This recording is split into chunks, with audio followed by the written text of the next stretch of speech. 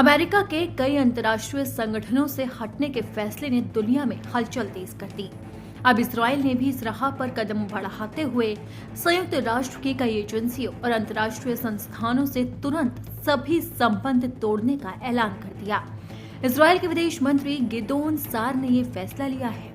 इसमें उन्होंने इन संगठनों पर लगातार पक्षपात, राजनीतिकरण और इजराइल विरोधी कार्रवाइयों का आरोप लगाया। हालांकि अब ये वैश्विक स्तर पर चर्चा का विषय बन गया। इस फैसले की घोषणा इजराइल के विदेश मंत्रालय ने अपने एक्स पर की है। मंत्रालय ने लिखा है कि अमेरिका के ऐलान के बाद इजराइल ने इन संगठनों की समीक्षा की और अपने अनुभवों के आधार पर ये फैसला लिया।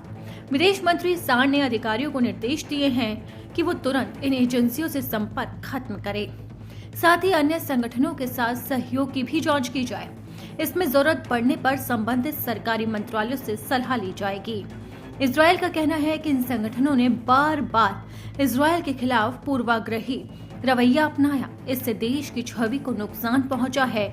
अमेरिका के ऐलान में शामिल संगठनों की सूची से इजराइल ने पहले ही 4 यूएन बॉडी से नाता तोड़ लिया। इनमें से एक है संयुक्त राष्ट्र महासचिव के विशेष प्रतिनिधि का कार्यालय, जो सशस्त्र संघर्ष में बच्चों के लिए काम करता है।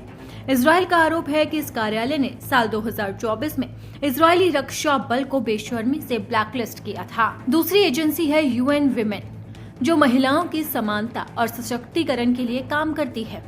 इजराइल ने कहा है कि ये जानबूझकर महिलाओं के साथ गलत चीजें करते हैं। ये घटना इजराइल के लिए बेहद संवेदनशील और संगठन की चुप्पी ने इजराइल को गहरा आघात पहुंचाया। इजराइल का कहना है कि ऐसे संगठन जो निष्पक्षता का दावा करते हैं लेकिन पक्षपात करते हैं, उनके साथ सहयोग जारी रखना व्यर्थ है। तीसरी एजेंसी है UN conference on trade and development, जिस पर इजराइल ने दर्जनों इजराइल विरोधी रिपोर्ट्स तैयार करने का भी आरोप लगाया। इजराइल कई सालों से संगठन से अलग थलग रहा है और अब औपचारिक रूप से संबंध भी तोड़ दिए। इन फैसलों से इजराइल अंतर्राष्ट्रीय मंचों पर अपनी स्थिति मजबूत करने की कोशिश कर रहा है। विदेश मंत्री सार ने अधिकारियों को ये भी निर्देश दिए कि अन्य अंतर्राष्ट्रीय संगठनों के साथ सहयोग की समीक्षा की जाए। इसमें जहां जरूरी हो दूसरे मंत्रालयों से बात की जाए। इजराइल का कहना है कि ये प्रक्रिया पूरी होने के बाद और फैसले लिए जाएंगे।